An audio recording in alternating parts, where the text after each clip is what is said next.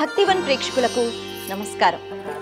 సుబ్రహ్మణ్య ఆరాధన ఇది జ్ఞానాన్ని ఇస్తుంది అంటారు. మరి ఎటువంటి జ్ఞానం అంటే బయట పుస్తకాలలో ఏ జ్ఞానం అయితే మన ఉపాధి కోసం మనకి అవసరమో, అంటే ఉద్యోగాలు చేసుకోవడం కోసం, చదువుకోవటం కోసం, అటువంటి జ్ఞానం కన్నా మనిషిగా మనం ఎదగాలి అంటే ఎటువంటి జ్ఞానం ఉండాలి? ఈ జ్ఞానాన్ని సుబ్రహ్మణ్య ఆరాధన ఖచ్చితంగా మనకిస్తుంది. కాబట్టి జ్ఞానులు అనేటప్పటికీ కేవలం కవులో, పండితులో వీళ్ళే కానవసరం లేదు. మన అందరికీ కూడా మనిషిగా మనం ముందుకు వెళ్ళాలి అంటే ఎటువంటి ఆలోచనలతో ఉండాలి, ఎటువంటి ప్రవర్తనతో ఉండాలి, సుబ్రహ్మణ్యేశ్వర స్వామి మనకి నేర్పిస్తారు. ఒకవేళ మనం అలా మంచి మార్గంలో లేకపోతే చక్కగా సవరించి మంచి మార్గంలోకి మనల్ని తీసుకుని వెళతారు. దీనికి సంబంధించి ఒక అద్భుతమైన కథ మనం చెప్పుకుందాం. కథ అంటే ఇది ఏదో కల్పితం కాదు, నిజంగా జరిగిన విషయం. అనగనగనగా ఒక ఊర్లో ఒక ఆలయం ఉంది. ఆ ఆలయానికి సంబంధించి ఒక పేద అర్చకుడు ఉన్నాడు. పాపం ఆలయంలో ఎవరైనా ఏవైనా ఇస్తే అది తింటూ బ్రతుకుతూ ఉండేవాడు. ఆ ప్రదేశానికి విపరీతమైన క్షామం వచ్చిందట. క్షామం అంటే అదే, పంటలు లేక, ఎక్కడ నీరు కూడా లేక అటువంటి పరిస్థితి వచ్చింది. అయితే అందరూ ఆ ప్రదేశాన్ని విడిచి వెళ్ళిపోతున్నారు. ఎందుకు అంటే ఇంక అక్కడ పంటలు లేవు, తినడానికి ఏమీ లేదు, ఆఖరికి నీటికి కూడా కరువు. ఈ బ్రాహ్మణుడి దగ్గరికి వచ్చి పదండి మనం కూడా వెళ్ళిపోదాం అని నలుగురు వచ్చి తీసుకుని వెళదాం అనుకున్నప్పుడు ఈ బ్రాహ్మణుడు అంటాట, అయ్యో నా శివుణ్ణి వదిలేసి నేను ఎలా వెళ్ళిపోతాను? ఎందుకంటే అది శివాలయం కాబట్టి అక్కడ ఈశ్వరుడు ఉండేవాడు. ఆయనకి ఏమిటంటే అది కేవలం ఒక శివలింగము లేకపోతే ఒక పదార్థము అన్నది కాదు, అక్కడ శివుడు ఉన్నాడు. ఇన్నాళ్ళు శివుణ్ణి నేను సేవించాను, ఇప్పుడు ఇలా ఒక్కడిని విడిచిపెట్టి నేను ఎలా వెళ్ళిపోతాను అని అనుకున్నట్ట స్ఫూర్తిగా. కాబట్టి ఆయన అంటాడు, ఓపికన్నంత వరకు ఇక నేను అంటే ఏమీ స్వీకరించలేను, లేకపోతే ఇక బ్రతకలేను అన్నంత సమయం వచ్చేంత వరకు నేను ఇక్కడే ఉంటాను, ఆ తర్వాత చూద్దాం అని చెప్తే మొత్తానికి వాళ్ళందరూ వెళ్ళిపోయారు. ఈయన మాత్రం ఉండిపోయాడు. శివుడికి ఈ భక్తి చాలా నచ్చింది. ఎందుకంటే భగవంతునికి భగవత్ స్వరూపాలు మనం చూసినప్పుడు కేవలం అదొక విగ్రహమో అని అనుకుంటే ఎటువంటి ప్రయోజనము ఉండదు కదా. అయితే ఈ పండితుడు, ఈ అర్చకుడు అలా సేవిస్తున్నాడు. కానీ ఒకానొక సమయం ఎలా వచ్చింది అంటే ఒక చుక్క నీరు కూడా ఎక్కడా కనిపించట్లేదట. మరి అప్పుడు ఆయన అంటారు, స్వామి నువ్వు అభిషేక ప్రియుడివి కదా, మరి నీకు అభిషేకం చెయ్యాలన్నా, నేను నోట్లో ఆ మాత్రంగా నీళ్లు వేసుకోవాలన్నా ఎక్కడా నీళ్లు లేవు. అందుకే ఇప్పుడు తప్పదు కాబట్టి నేను ఈ ప్రదేశాన్ని విడిచిపెట్టి వెళ్ళిపోవాలి. మళ్ళీ బ్రతికి ఉంటే గనక ఓపిక తెచ్చుకుని చక్కగా వచ్చి నీకు పూజలు చేస్తాను, సేవలు చేస్తాను అని చెప్పి వెళ్ళిపోతూ ఉంటాడట. అప్పుడు శివుడు ఓయ్ అని పిలుస్తాడు. ఎందుకంటే అప్పటి వరకు విడిచిపెట్టకుండా ఉండలేదు కదా. పిలిచి అంటాడట, సరే నువ్వేం బాధపడకు, ఇక్కడ పరిస్థితులన్నీ నేను చకచకా అన్నీ మార్చేస్తాను, అలాగే నీకు ఎంతో ఐశ్వర్యం కూడా వస్తుంది, నువ్వు హాయిగా ఉండగలుగుతావు. ఎలా స్వామి అంటే ఇక్కడ దూరంగా రాజుగారు ఉంటారు కదా, అంటే ఆ ప్రదేశానికి సంబంధించి రాజు ఒకరు ఉంటారు కదా, కాబట్టి ఆ రాజుగారి దగ్గరికి వెళ్ళి ఒక పద్యం నువ్వు చెప్తే రాజుగారు విని మెచ్చుకుని మొత్తానికి నీకు బోళ్ళంత సొమ్మిస్తారు అంటారట. అర్చకుడు అంటాడు, స్వామి నీ దగ్గరికి వచ్చి 4 మంత్రాలు చదవడమే తప్పితే నాకు పద్యాలు అవి రావు. అయితే స్వామి అంటారు, నిన్నెవరు రాయమన్నారు? నేను కదా రాస్తాను, కాబట్టి నేను రాసి ఇస్తాను, అది తీసుకుని వెళ్ళి చక్కగా చూసి చదివే, నిన్ను మెచ్చుకుంటారు, నీకు బోళ్ళంత సొమ్ము ఇస్తారు, నువ్వు హాయిగా ఇక్కడే ఉండు అన్నట్టు. స్వామి అనుగ్రహాన్ని ఇచ్చారని చెప్పి చక్కగా స్వామి ఇస్తే ఒక చిన్న చీటీ లాంటిది రాసుకుని ఈ పండితుడు అంటే ఈ అర్చకుడు పండిపోయాడుగా జ్ఞానంలో, కాబట్టి పండితుడు అని మనం చెప్పుకుంటున్నాం. వెళ్ళాట. వెళ్ళిన తర్వాత రాజుగారు అందరినీ ఆహ్వానిస్తూ ఉండేవారు. అప్పుడు రాజుగారి దగ్గరికి వెళ్ళి నేను ఒక పద్యం చెప్తానండి అని చెప్పారు. ఇందుకే ఆ పద్యంలో ఉన్న విషయం ఏమిటి అంటే అది చాలా చిన్న పద్యం.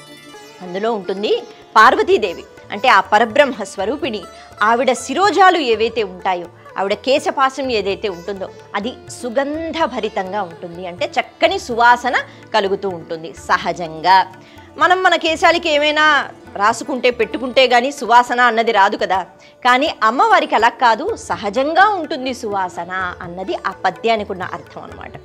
కాబట్టి ఇది విన్న వెంటనే రాజుగారికి నచ్చుతుందట, ఇది ఏదో బాగుంది కదా అని. కానీ అక్కడ నత్కీరుడు అనే ఒక మహాకవి ఉన్నారు. ఆయన పాండిత్యం అంతా ఇంత కాదు, ఆయన సరస్వతి అనుగ్రహాన్ని పొంది ఉన్నారు. నిజంగానే ఆయన గొప్ప పండితుడు, ఎన్నో రచనలు చేశారు, అక్కడ ఆస్థాన కవిగా ఉంటారు.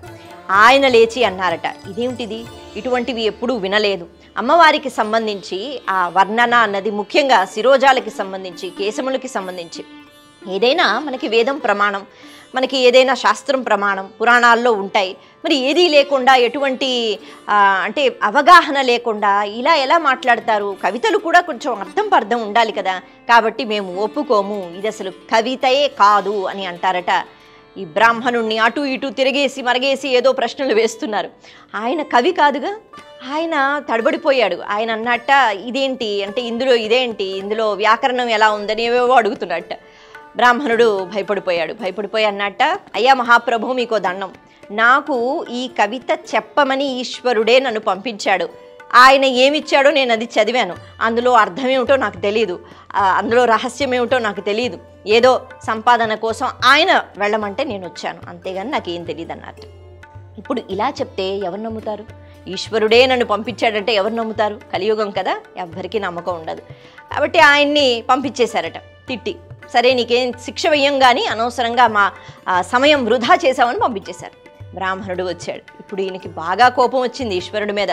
బాగానే పంపించావులే, ఏదో రాసి అక్కడ వాళ్ళు వేసే ప్రశ్నలకి నేను సమాధానం చెప్పలేకపోయాను. కవులు ఉన్నారు, మహాపండితులు ఉన్నారు, ఏదేదో అడుగుతున్నారు, ఏంటి సాక్ష్యం అంటున్నారు, వేదాలు అంటున్నారు, పురాణాలు అంటున్నారు, నువ్వేమో ఏదో రాసిచ్చేసావు అని అలిగి నేను ఇక్కడ ఉండను, వెళ్ళిపోతాను అని అన్నట్ట. ఈశ్వరుడు చక్కగా మళ్ళీ పిలిచి, రావయ్యా, ఎందుకు కోపం, సరే నువ్వు ఇక్కడే ఉండు, నీ రూపంలో నేనే వెళ్ళి తేల్చుకుంటానులే. ఎందుకు అలా అంటారు? ఎందుకు అంటే ఆయన ఈశ్వరుడు కదా, ఎప్పుడూ అమ్మవారి పక్కనే ఉంటారు. ఆయనకే తెలుసుగా శిరోజాల యొక్క సహజ సుగంధం ఎలా ఉంటుందో. కాబట్టి ఇది నిజమేనయ్యా, మా ఆవిడ శిరోజాలు అలాగే ఉంటాయి అన్నారట శివుడు. సరే నువ్వేం బెంగెట్టుకోకు, నేను వెళతాను అని చెప్పి ఆ మన్నాడు ఈశ్వరుడే బ్రాహ్మణుడి రూపంలో వెళతారట. వెళ్ళి మళ్ళీ ఇదే విషయం చెప్తున్నారు. మళ్ళీ ఇదే విషయం చెప్తే నత్కీరుడు మళ్ళీ లేచాడు. ఏమయ్యా, ఒక్కసారి చెప్తే అర్థం కాదా? ఇలాంటివన్నీ మేము అంటే ఆస్థాన కవులుగా ఎందుకున్నాము? మేము ఏదైనా చెప్పాము అంటే ఎంత వాక్శుద్ధి ఉంటుంది, ఎంత కవిత్వం ఉంటుంది, ఎంత అర్థం ఉంటుంది. అర్థం లేని ఇలా వాక్యాలు చెప్తే అని మళ్ళీ నోటికొచ్చినట్టు మాట్లాడుతున్నారు. ఇప్పుడు ఈశ్వరుడు సరే మహాపండితుడు కదా, ఈయనకి నేనంటే ఏమిటో చూపిస్తానని చెప్పి మూడో కన్ను తెరిచి చూపించేట. నేనే శివుణ్ణి, కాబట్టి పార్వతీదేవి యొక్క కురుల గురించి నాకు తెలుసు, అందుకే నేను చెప్తున్నాను. వేద బ్రాహ్మణుణ్ణి నేను అనుగ్రహిద్దాం అనుకున్నాను, అందుకే నేను ఇలా పంపించాను అని చెప్పారట. ఇది వాస్తవం, ఇందులో ఏది కల్పితం లేదు అని చెప్పారట. మరి ఇక్కడతో ఆగాలిగా. కానీ ఇప్పుడు నత్కీరుడికి అహంకారం పెరిగిపోతోంది. ఎందుకు అంటే ఎప్పుడైనా బాగా విద్య ఉన్న వాళ్ళ దగ్గర పక్కనే అహంకారం వెళుతూ ఉంటుందట. అది అవిద్యతోనే సమానం. ఎప్పుడైతే వినయం ఉండదో, వినయం లోపిస్తుందో విద్య కూడా సర్వనాశనం అయిపోతుంది. ఈ నత్కీరుడు అహంకారంతో ప్రవర్తిస్తున్నట్ట. నువ్వు 3 కళ్ళు కాదు, నువ్వు 30 కళ్ళు చూపించినా, నువ్వు ఒళ్ళంతా కళ్ళు చూపించినా నేను మాత్రం నమ్మను అంటట. ఇది అహంకారం కదా. అప్పుడు ఈశ్వరుడికి కోపం వస్తుంది. ఇంత అహంకారంతో ఉన్నావా విద్య ఇచ్చినందుకు, కాబట్టి ఈ విద్య నీకెందుకు పనికిరాదు, అలాగే కుష్ఠ రోగం వచ్చి నువ్వు ఇలా అయిపోతావు అంటే ఆ రోగంతో బాధపడతావు అని శాపం ఇస్తారట ఈశ్వరుడు. ఎందుకు అంటే అహంకారం ఎప్పుడు మంచిది కాదుగా. ఇప్పుడు ఇలా శాపం ఇచ్చిన వెంటనే నత్కీరుడికి భయం వేస్తుంది. అంటే నిజంగా వచ్చింది ఈశ్వరుడేనా? వెంటనే కాళ్ళ మీద పడిపోయాడు. స్వామి క్షమించు, నా అహంకారం అటువంటిది, మరి నేనేం చెయ్యాలి, ఈ వ్యాధితో నేను బ్రతకలేను, నా వల్ల కాదన్నట్ట. అప్పుడు ఈశ్వరుడు పాపం దయామయుడు కదా, అందరికీ తల్లి తండ్రి ఆయనే. ఆయన అంటాడు, సరే ఇకనైనా అహంకారాన్ని విడిచిపెట్టి బ్రతుకు, అలాగే ఈ కుష్ఠరోగం పోవాలి అంటే కైలాస శిఖర దర్శనం చేసుకుంటే చాలు, నీకు ఈ కుష్ఠరోగం అన్నది మాయమైపోతుంది అన్నట్టు. సరే స్వామి అన్నారు. ఈయన మాయమైపోయారు. మొత్తానికి అక్కడ బ్రాహ్మణుడికి ఎంతో సొమ్ముని అందించి ఈశ్వరుడు అనుగ్రహాన్ని ఇచ్చారు. ఇక్కడ మొదలవుతుంది అసలైన కథ. ఎందుకు అంటే సుబ్రహ్మణ్యేశ్వర స్వామి గురించి కదా మనం మాట్లాడుకుంటున్నాం. మరి ఇప్పుడు ఈ నత్కీరుడు ప్రయాణం మొదలుపెట్టాడు. అప్పటికే ఆ కొద్ది క్షణాల్లోనే ఆయన చర్మంలో మార్పు కనిపించడం మొదలైందట. ఈశ్వరుడి యొక్క శాసనం కదా. పూర్తిగా ఆయనకి వ్యాధి వస్తోంది. కూర్చోలేక నించోలేక రక్తంతో అవస్థపడుతూ ఎవ్వరూ సహాయం చేయటం లేదట. ఎందుకు అంటే ఈశ్వరుడు శాపం ఇచ్చాడుగా, కాబట్టి ఎవ్వరం వెళ్ళొద్దు ఈయన జోలికన్నారు. విడిచిపెట్టేశారు. ఒంటరివాడైపోయాడు. అలా డేకురుకుంటూ పాకురుకుంటూ వెళ్తున్నట్ట. ఎక్కడికి అంటే కైలాస శిఖర దర్శనం అన్నారు కదా, కాబట్టి అటు ఉత్తర దిక్కుకి ఈయన ప్రయాణం చేస్తున్నారనమాట. ఎందుకు అంటే కైలాస పర్వతాలు చూడాలని చెప్పి. అలా వెళుతూ ఉంటే పాపం అప్పటికే క్షీణించిపోయాడు, ఓపిక లేదు. ఒక ప్రదేశానికి వస్తే అక్కడ ఒక పెద్ద వటవృక్షం, ఆ కింద కూర్చుని అవస్థలు పడుతున్నట్ట. కుయ్యో మొర్రోమని. ఈలోపు ఆ చెట్టు పైన ఒక భయంకరమైన బ్రహ్మరాక్షసుడు ఉన్నాడు. ఆ రాక్షసుడికి ఒక అలవాటు. రాక్షసులు అంటే కథల్లో మనం వింటూ ఉంటాంగా, నరమాంస భక్షకులు, అలా తినేస్తూ ఉంటారు. కాబట్టి ఈ రాక్షసుడికి అలవాటు ఏమిటి అంటే ఒక్కసారిగా 100 మందిని భోజనం చేస్తాట, అప్పుడే పొట్ట నిండుతుందట. అందుకే 99 మందిని అలా పట్టి బంధించి పెట్టాడు. ఇంకొకడు దొరకాలి, వాడు కూడా దొరికితే 100 మందిని ఏకంగా వేసేస్తాడనమాట. ఆ 99 మంది చూసి అలాగ జాలిగా చూస్తున్నారట, వీడొక్కడు దొరికితే మన పని అయిపోయిందని. అప్పటి వరకు వాళ్ళు పాపం అలా బందీగా ఉన్నారు. ఈ రాక్షసుడు వచ్చి అమ్మయ్య దొరికేవు నువ్వు అని చెప్పి పట్టేసి ఇక నిన్ను మింగేస్తానన్నాడు. నత్కీరుడికి అసలు జీవితం మీదే ఆశపోయింది. ఎందుకు అంటే ఆ కుష్ఠిరోగంతో అవస్థలు పడుతున్నాడు.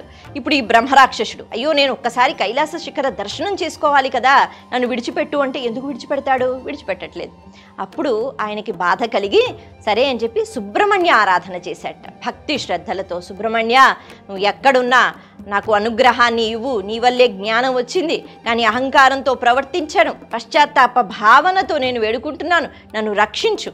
అలాగే ఆయనకి తెలిసింది 99 మంది కూడా ఉన్నారు, వాళ్ళందరితో పాటు తినేస్తాడుగా, మరి నా వల్ల వాళ్ళకి కూడా రక్షణ కలుగుతుంది అంటే సుబ్రహ్మణ్యేశ్వర స్వామి వెంటనే వచ్చి ఆ రాక్షసుణ్ణి అంతం చేసి అక్కడ ఉన్న 99 మందిని కూడా పాపం ఆయన విడిపించారు. మరి ఇక్కడితో కాకుండా ఆయనకి తెలియందే ఉంది, అన్నీ తెలుసు. అయినా అడుగుతారట, ఏమిటయ్యా నీ పరిస్థితి ఇలా ఉంది, ఉంటావా ఊడిపోతావా అన్నట్టు. మరి ఇటువంటి సమయంలో ఎందుకు ఇలా అడవి మార్గంలో తిరుగుతున్నావు, కుదుటుగా ఓ దగ్గర ఉండలేవా? అప్పుడు నత్కీరుడు అంటాడు, భయంకరమైన దోషము, నా తప్పు, అందుకే ఈశ్వరుడు శాపం ఇచ్చాడు. కాబట్టి కైలాస శిఖర దర్శనం కోసమని ప్రయాణం ఉత్తర దిక్కు వైపు వెళుతున్నాను అన్నట్టు. అంటే అప్పుడు సుబ్రహ్మణ్యేశ్వర స్వామి అంటారు, అయ్యో పిచ్చివాడా, మా నాన్నగారు శాపం ఇచ్చారు నిజమే, కానీ దక్షిణ కైలాసం అంటే శ్రీకాళహస్తి కదా, అసలు నువ్వు ఉన్న రాజ్యం నుంచి అలా బయటికి వచ్చి ఒక్కసారి నువ్వు భక్తి శ్రద్ధలతో శ్రీకాళహస్తి శిఖరాన్ని చూస్తే సరిపోయేదిగా, అదే దక్షిణ కైలాసం. ఇంత జ్ఞానం ఉండి ఇంత పండితుడివై ఈ మాత్రం కూడా నీవు అర్థం చేసుకోలేవా? నా తండ్రి అంత కఠినంగా ఉంటాడా? నువ్వు ఇలా ఇన్ని అవస్థలు పడుతూ కైలాస పర్వతం అంటే ఉత్తర దిక్కు దాకా నువ్వు వెళ్ళాలా అని అంటాడట. అంటే అవునా అని అంటే ఖచ్చితంగా అని చెప్పి కొద్దిగా ఓపిక తెప్పించిన తర్వాత, ఎందుకు అంటే స్వామి అనుకుంటే వెంటనే ఆయనకి అనుగ్రహాన్ని ఇస్తారు, కానీ అలా కాదు కదా, చేసిన తప్పు అన్నది పోవాలి శాపం రూపంలో. కాబట్టి ఇప్పుడు కొద్దిగా ఓపిక వస్తే మళ్ళీ ఆయన డేకురుకుంటూ తిరుగు ప్రయాణం చేస్తున్నారట. ఈలోపు స్వామివారు చాలిలే ఇంకా అనుభవించిందని చెప్పి ఒక తీర్థాన్ని చూపించి వెళ్ళి అక్కడ స్నానం చేసిరా, నువ్వు ఆరోగ్యంగా తిరిగొస్తావు అంటే వెళ్ళి స్నానం చేసి వచ్చి మళ్ళీ శ్రీకాళహస్తిలో ఆ శిఖర దర్శనం చేసుకుంటారట. అందుకే శ్రీకాళహస్తి శిఖర దర్శనం అంటే అది కైలాస పర్వత దర్శనం అని చెప్తూ ఉంటారు. అలా చేసుకున్న వెంటనే పూర్తిగా ఈ కుష్టి వ్యాధి నయమైపోయి మళ్ళీ ఈశ్వరుడు ప్రత్యక్షమయ్యి మళ్ళీ కోల్పోయిన ఆ సంపద అంటే జ్ఞాన సంపద ఏదైతే ఉందో అది ఈశ్వరుడు సుబ్రహ్మణ్యేశ్వర స్వామి ఇద్దరూ ఇచ్చారట. కాబట్టి ఒక్కొక్కసారి మనం తప్పు మార్గంలో వెళుతూ ఉన్నా మన తప్పు తెలుసుకున్న తర్వాత మనల్ని సరైన మార్గంలోకి తీసుకుని వెళ్ళి, అంటే తన తండ్రి గారు ఎటువంటి శాపాన్ని ఇచ్చినా ఈ వ్యక్తి చాలా పశ్చాత్తాప భావనతో ఉన్నాడు కాబట్టి, తప్పు తెలుసుకున్నాడు కాబట్టి సరైన దారిలో పెట్టే ప్రయత్నం కొడుకు అయిన పుత్రుడు అయిన సుబ్రహ్మణ్యేశ్వర స్వామి చేశారు. ఇటువంటి కథలు మనకి ఎన్నో వినిపిస్తూ ఉంటాయి. భక్తి, జ్ఞానం, వైరాగ్యం వీటితో పాటు వినయం చాలా ప్రధానం. ఎక్కడైతే విద్య ఉంటుందో అక్కడ ఖచ్చితంగా అహంకారం వచ్చే ఆస్కారం ఎక్కువగా ఉంటుంది. కానీ ఈ అహంకారాన్ని పక్కన పెట్టి కేవలం వినయంతో ఎవరైతే ప్రవర్తిస్తారో వాళ్ళకి సుబ్రహ్మణ్యేశ్వర స్వామి యొక్క అనుగ్రహం పరిపూర్ణంగా ఉంటుంది అని ఈ విషయం మనకి తెలియజేస్తుంది.